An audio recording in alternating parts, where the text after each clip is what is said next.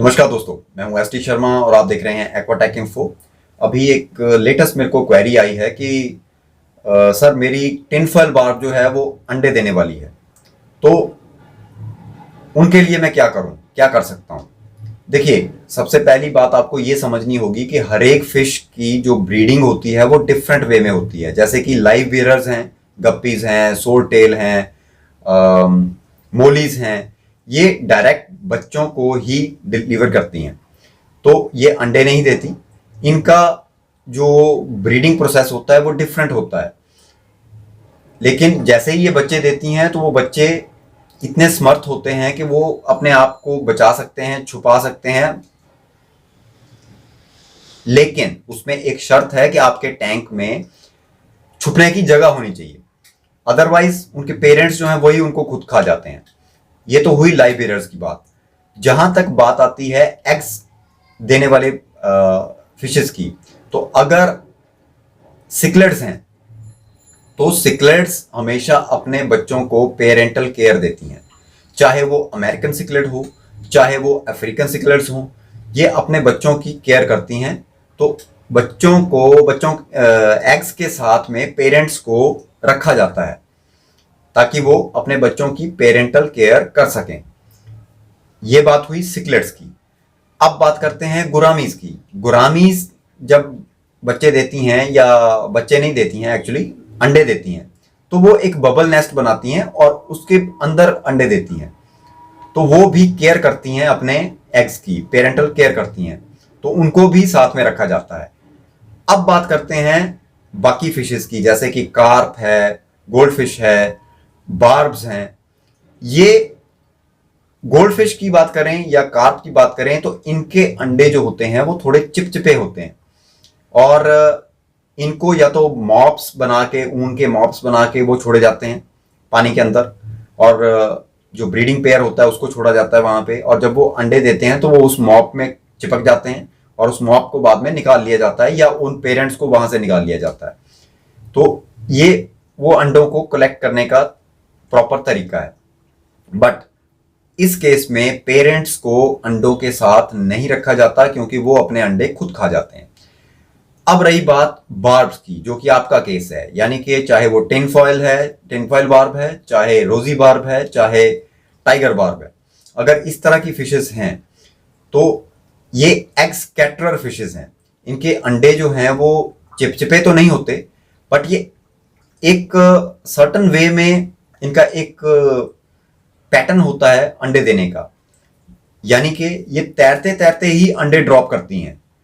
अब अगर आपका कम्युनिटी टैंक है, या आपके टैंक में पेरेंटल बार्ब के अलावा और भी कुछ फिशेस हैं या और कोई बार्ब्स हैं, तो वो जब अंडे भरे हुए टैंक में आपने रखी हुई है फिश, और वो जब वो अंडे देते जा रही है और तैरती जा रही है, तो अंडे नीचे की तरफ डूबना शुरू होते हैं, सिंकिंग होनी शुरू होती है उनकी।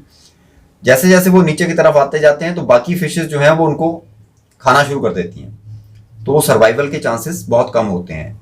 इसकी ब्रीडिंग का जो प्रोसेस होता है वो थोड़ा सा ट्रिकी होता है। ट्रिकी इन द केस कि आपको अपने टैंक को फुल नहीं भरना है, फुल कैपेसिटी में नहीं भरना है, उसको सिर्फ 4 इंच की वाटर लेयर में भरना है। मैं रिपीट कर रहा हूं, आप एक टैंक लीजिए, खाली लंबा टैंक हो ज्यादा बेटर है। उसमें जो फिश अंडे देने वाली हैं वो पेरेंट फिश जो है वो उसको आप डालिए, और उस टैंक में 4 इंच पानी भरिए, और उसके अंदर आपको कांच के कंचे आते हैं।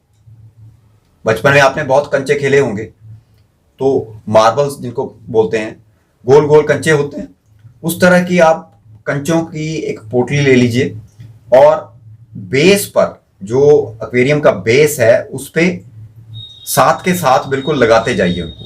वो पूरा बेस आपको उस कंचों से भरना है। एक लेयर लग गई, उसी एक लेयर के ऊपर आपको दूसरी लेयर लगानी है, यानी कंचे के ऊपर कंचा आना चाहिए। 4 कंचों के बीच में जो गैप बना, उस गैप में आपको कंचा नहीं रखना है, ये ध्यान रखना है। आपको कंचे के ऊपर कंचा रखना है, यानी जैसे पहले नीचे लेयर लगी है वैसे ही सेम उसी के ऊपर लेयर लगानी है। अब उससे होगा क्या कि 4 कंचों के बीच में एक स्पेस बनेगी, और उसके ऊपर जब आपने फिर से 4 कंचे रखे हैं तो वो स्पेस जो है, जो गड्ढा सा नजर आएगा, वो और डीप हो जाएगा। तो तकरीबन तकरीबन वो 1.5 इंच के करीब गड्ढा तैयार हो जाता है। अब जब आपने फिश को बीच में छोड़ा हुआ है और फिश जब वो एग स्कैटरिंग कर रही है, यानी कि अंडों को दे रही है, तो वो अंडे जो हैं वो आगे की तरफ तैर रही है और पीछे अंडे गिर रहे हैं।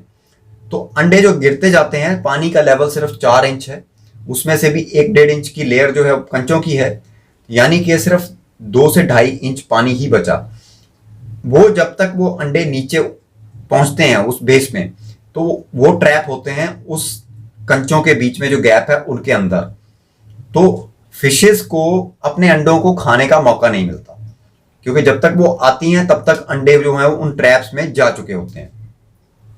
जब वो अंडे ले कर चुकी होती हैं, स्कैटर कर चुकी होती हैं, उसके बाद उन पेरेंट्स को वहां से निकाल दिया जाता है और अंडे जो हैं वो उस टैंक में कलेक्ट कर लिए जाते हैं। और उसके अंदर आपको एरेशन लगानी है, मिथाइलिन ब्लू डालना है, एंटी इच डालनी है, यानी कि ताकि उसको फंगस ना लगे। और बाकी का प्रोसेस जो है वो तो ऊपर वाले पे डिपेंड करता है कि अंडे हैच होते हैं या नहीं होते हैं, वो आपकी लक है। और ये प्रोसीजर है बार्ब्स को ब्रीड करवाने का या उनसे अंडे प्राप्त करने का। उम्मीद करता हूं आपको पूरा मेथड और इसका जो सिस्टम है वो समझ में आ गया होगा, सेटअप समझ में आ गया होगा। अगर आपको कुछ इसके बारे में और जानना है या आपकी कोई और क्वेरी है, कुछ प्रॉब्लम आ रही है, कुछ चीज़ समझ नहीं लगी, तो आप नीचे कमेंट सेक्शन में क्वेरी डालकर मुझे पूछ सकते हैं, मैं उसका जवाब देने की पूरी कोशिश करूंगा। तो अगर आपको वीडियो अच्छा लगा है तो इसको लाइक कीजिएगा, दूसरों के साथ ज़्यादा से ज़्यादा शेयर कीजिएगा, और चैनल पर नए आए हैं तो सब्सक्राइब करना मत भूलिएगा। साथ में नोटिफिकेशन बेल है, उसको प्रेस करके ऑल का बटन दबा के जरूर रखिएगा, ताकि आने वाले वीडियोस के नोटिफिकेशन जो है आपको समय पर मिलते रहें और कोई भी वीडियो आपका मिस ना हो।